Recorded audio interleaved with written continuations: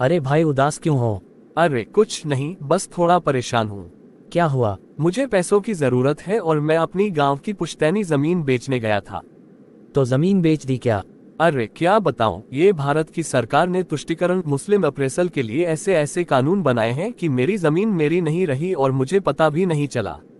क्या कह रहे हो? ऐसा कौन सा कानून है? वक्फ अधिनियम, जो 1950 के दशक में पंडित जवाहरलाल नेहरू ने बनाया था ताकि जो मुसलमान 1947 में भारत छोड़कर गए थे उनकी जमीनें और घर हिंदू न ले लें। इस अधिनियम से सभी जमीनें वक्फ बोर्ड के पास चली जाएंगी, वक्फ के नाम पर। तो फिर इससे तुम क्यों परेशान हो? अरे मेरी परेशानी का कारण 2013 में मनमोहन सिंह द्वारा किए गए संशोधन है, जिससे वक्फ को असीमित शक्तियां मिल गईं। असीमित शक्तियां जैसे कि आपकी व्यक्तिगत संपत्ति को भी अगर वक्फ ने कह दिया कि यह उनकी है तो यह वक्फ की ही मानी जाएगी, और अगर आपने 1 साल में उसे चुनौती नहीं दी तो वह संपत्ति हमेशा के लिए वक्फ की ही हो जाएगी। अरे भाई ये तो खतरनाक है। हाँ वही तो, हाल ही में वक्फ बोर्ड ने तमिलनाडु के एक पूरे गांव को वक्फ की जमीन घोषित कर दिया, जिसमें 1500 साल पुराना मंदिर भी वक्फ ने अपना बता दिया। यही नहीं, दिल्ली हाई कोर्ट और इलाहाबाद हाई कोर्ट पर भी वक्फ का दावा है। और द्वारका के मंदिर की जमीन को भी वक्फ अपना बताता है। तो तुम अपनी जमीन के लिए कोर्ट की मदद लो ना।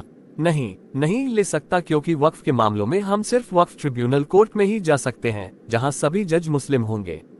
अगर आप वहां हारते हैं तो आप कहीं और नहीं जा सकते। और आपको पता है दुनिया में 56 मुस्लिम देश हैं, लेकिन कहीं भी वक्फ एक्ट जैसा कानून नहीं है।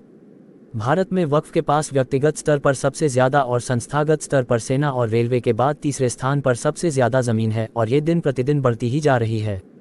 इसलिए ये सरकार वक्फ की असीमित शक्तियों को थोड़ा कम करने के लिए संशोधन करना चाहती है, पर लोग और विपक्षी पार्टियां इसका विरोध कर रही हैं। संशोधन में तो सरकार केवल ये चाहती है कि सरकारी जमीन को वक्फ की जमीन न माना जाए, और अगर वक्फ निजी संपत्ति को अपने अंतर्गत लेना चाहता है तो उसे मालिक को नोटिस भेजकर जानकारी देनी होगी। इसके अलावा अगर वक्फ ट्रिब्यूनल कोर्ट में कोई केस हार जाता है तो वह सामान्य कोर्ट से मदद ले सके, ताकि आम लोगों की जमीनें बच सकें।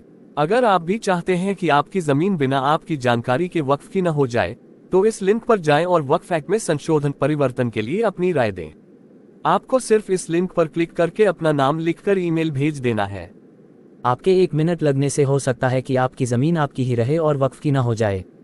और लिंक को डिस्क्रिप्शन में डाल दिया है, वहां जाकर क्लिक करें और अपना मत दीजिए।